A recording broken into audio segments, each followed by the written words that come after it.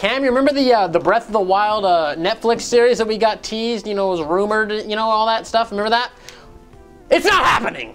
But guess what? We did get an anime, and well, fan made it. So. Was it cool? The anime, I watched it. It's like a short little. It's not. I don't know why I'm calling it an anime. You know, you got clickbaited. Here you are. Oh gosh. It's actually. Well, we don't know if we're gonna clickbait it. We'll see. Anyways, Breath of the Wild anime was. It's not really an anime. Like I said, it's like a minute and a half little thing that a fan made. His name is Youyang Kong, which I was like, God damn, this guy sounds like a badass. Sounds like a tough man. What's the name? Youyang Kong. Huh. Doesn't he sound like some like villain or something from some movie? Youyang Kong. It's like, dude, this guy's got to be fucking ripped and buff and big as shit. But he's probably not. I'm just assuming. I don't know why. But the anime is literally, you can go watch it on YouTube. Just type in like Breath of the Wild fan anime or Youyang Kong. He has other animations on his channel that he's made. It has two guardians in the anime. Link, it's Breath of the Wild, Link Blue Tunic. You know the deal. You know what he looks like. And then a Korok. You and the Korok are hiding behind a rock. And then Link takes out these two guardians, and that's pretty much the end of it. They just made a quick little bit, but it looks really good. The quality was very great. The guy who made it, it's actually two people. I can't remember the other person that helped him out, but he's the main culprit, we'll say, because Nintendo's gonna get him. He's gonna be under arrest real soon, because you know how Nintendo is with their IPs. But he put a lot of love into it. It looked really great, and the colors were great. The animation was great. The art style was great. Everything about it was great, and I was like, damn it! Why can't we have a real Nintendo anime, right? Wouldn't that be amazing? Why can't we have a Zelda anime? Half the fans will complain. They'll go, Link can't talk about what? Okay, fine. Imagine a fucking Metroid anime. You kidding me? People would like that. The possibilities are Star Fox anime, dude. Crossover. We could get a Samus goes into the Star Fox universe, and they gotta work together to take down a bounty or something. I don't know. Why have we not gotten that? Doesn't that sound perfect and amazing and fun? Why? Why have we not gotten a crossover game? I feel like Miyamoto would be really down Is for... Smash technically a crossover with Metroid and Star Fox? I don't know, but why haven't we got a Star Fox Metroid crossover? So it's like right there. But anyways, Nintendo's, you know, they like to think outside of the box, but not the bigger box. They think out inside of this box, which is bigger than the smaller box, but then there's a bigger outer box, and they don't get out of that box. A lot of boxes they're dealing with. They gave us Labo. They did give us Labo, which I found for $5 at Goodwill. The variety kit. The game was missing, so I didn't get it. Should have got it. We'd have had fun with it. Yeah, I was thinking maybe, but anyway, maybe I should have. It'll still be there. We'll go get it. But yeah, give us an official anime, Nintendo. Like, this was fucking awesome. And if you guys actually put your heart into it, I feel like Miyamoto would be very down and very open for this. He likes Star Fox. You know, Star Fox is like his little baby. He liked Thunderbirds and shit like that, the little puppet. Maybe just give us even a puppet show like Star Fox, which that's more work, but I feel like Miyamoto would have a lot of fun with that. A Nintendo endorsed anime, especially if it was Star Fox or Metroid, I feel like those are like limitless possibilities because you're in fucking outer space. You can go to different galaxies, all kinds of different characters, all kinds of everything. Just look at Guardians of the Galaxy. Imagine like a Star Fox anime spin on that. Wouldn't that be fun? Nintendo won't ever give us anything like that. It would be better than my anime because I don't have one, Cameron. I've never made a fucking anime. You told me you did. You I lied. Dragon Ball AF. Oh yeah, I printed those off. I lied to you.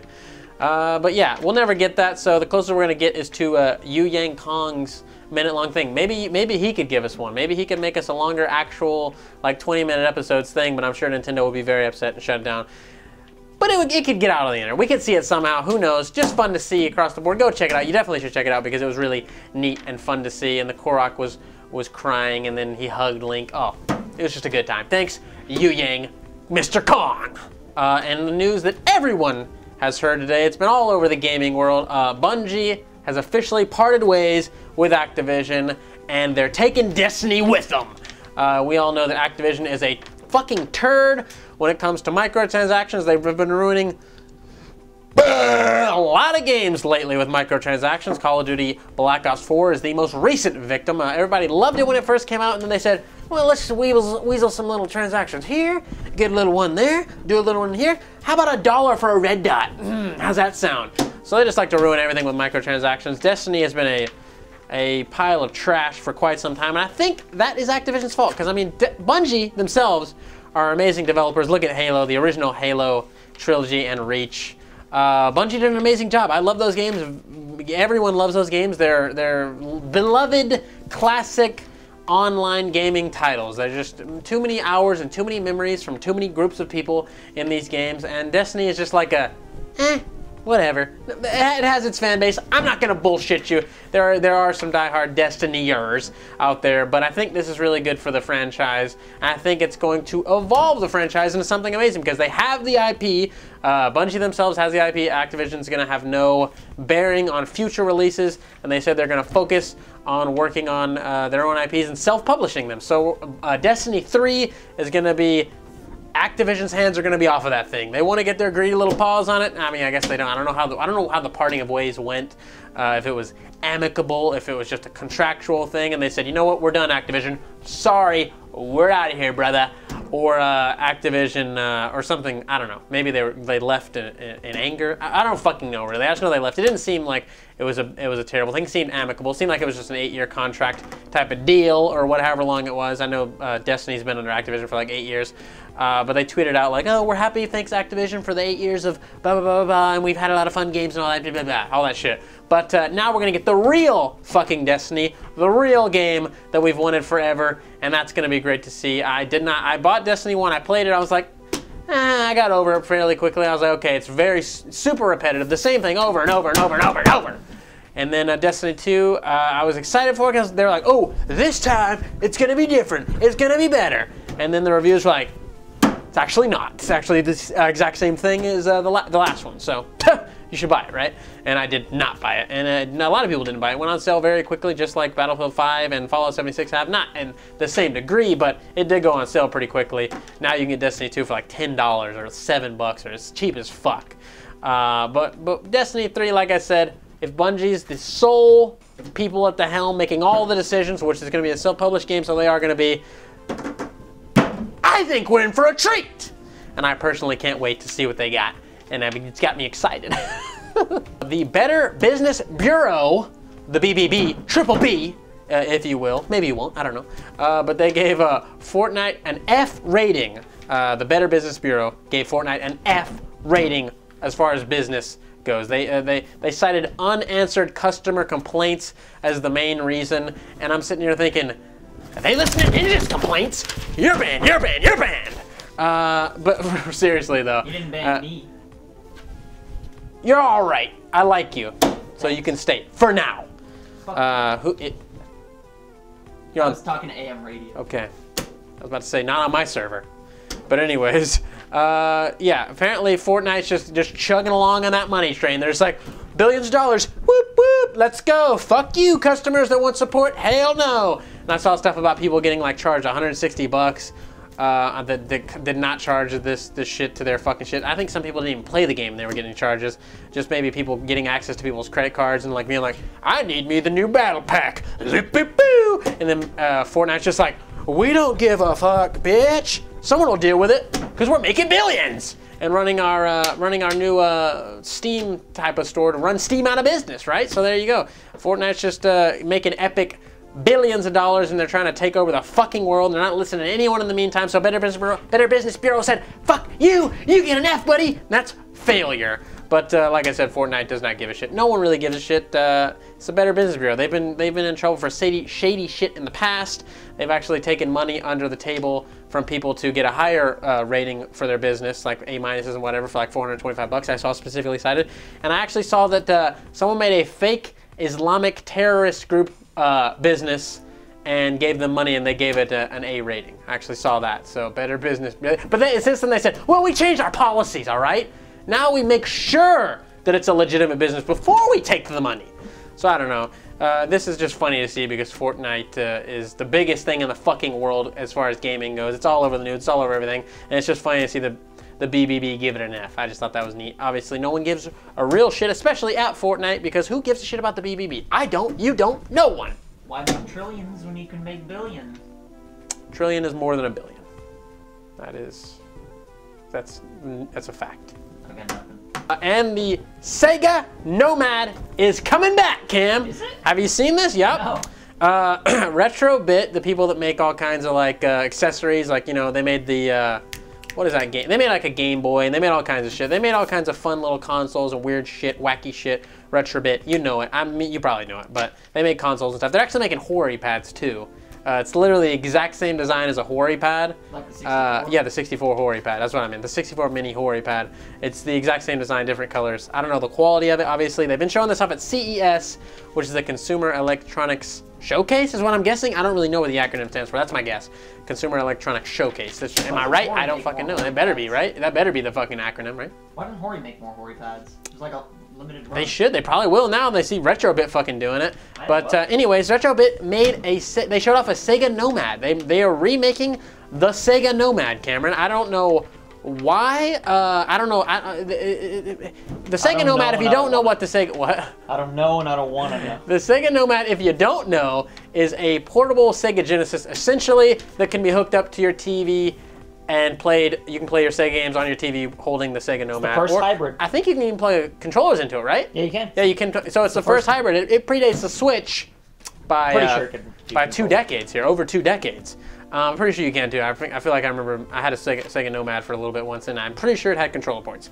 Retrobit, for some reason, thinks this is a good thing to bring back. I mean, only people I see buying this are collectors, and even then, wouldn't they just want the real Sega Nomad? Like, why do they want the Retrobit Sega? Who's gonna be bringing this to the airport and like playing their fucking Sega Genesis game? What, are you gonna have a backpack full of Genesis games, or are you gonna select like 3 that you really want? That's still a lot of shit. Sega Nomad's like this big, and then Genesis games are like this fucking big. That's a lot of fucking room in your bag. That's 1/4 of your goddamn backpack just for your gaming. You're gonna throw a 3DS in there or something, or a Switch at most, because these are small consoles. Sega Nomad is a fucking brick, okay? So I don't know what Retrobit's thinking here, but the rumor. Oh really? No controller ports? Are you sure? Hey, there might not be control ports. I think you're thinking of the Superboy. No, I'm not thinking of the Superboy. Don't put words in my fucking mouth. I told you about that. I hate the taste of the words. I was putting them in your ass. Oh, well. But the rumor price is $80, which I think is pretty high. But obviously, that's fair. We got new technology. We're gonna have fucking a nice little LCD screen or whatever. Maybe what is it, fucking ULED? I don't know, I'm just kidding about that. A rechargeable battery. The main problem with the original Nomad was the fucking batteries that this thing ate up. I heard that you ran through batteries worse than the Game Gear is what I've heard online. So this thing was not practical. Depends how good you are. Oh, if you're good, you. Like I play hard. So you are using more batteries. That's a carry joke. I stole it from him.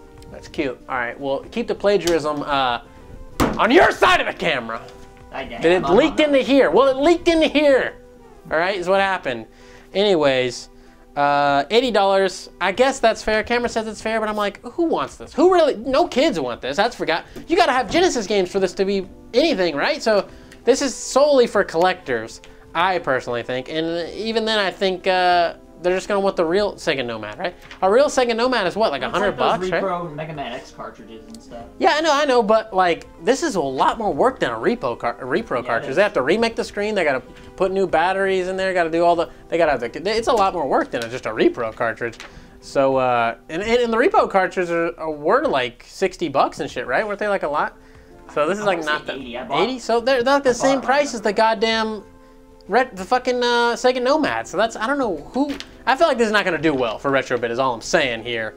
But it's neat to see it come back. Isn't that neat? It's hopefully we'll get, hopefully Sega gets on some officially licensed stuff instead of putting it out on other people like AtGames and Retrobit. We want to see a Sega Dreamcast Mini and a good Sega Genesis Mini made by Sega, not by fucking AtGames or someone else. We want that good first party quality, Sega. So give it to us, which you probably won't. You're probably gonna source everything out to someone else, like always. I don't know why. You fucking lazy or what? You've been making good games, but Jesus Christ, just give us some of these products in actual good quality instead of this garbage you've been giving us. I certainly won't be buying it. What about you, Cam? Nope. There you go. If you want to be like this motherfucking badass on screen right now, who I'm assuming knows karate. I wouldn't fight them if I were you. Go hit up our Big Cartel store, FUgameCrue.bigcartel.com. We got shirts, we got mugs for sale. Great quality, fast shipping, great pricing. Go check it out. Helps out the channel a lot. Everybody who's bought merch, you're amazing. We love you so much. If you have bought merch, you haven't sent us a picture, send it so you can be on the show. We would greatly appreciate that. And if you don't want to buy merch, but you still want to support the channel, we got a Patreon, patreon.com/FUgameCrue. You can donate as low as $1 a month. That's $12 a year. And that really helps out a lot too. And if you don't want to do Patreon, I'll put a PayPal link in the description below. You can donate directly to us on PayPal if you want. Anyways, thanks for watching the video, and I'll see everyone in the next movie. So I want to say thank you to your loyalty. Thank you for your support. No. Retired Christian. Nope. So.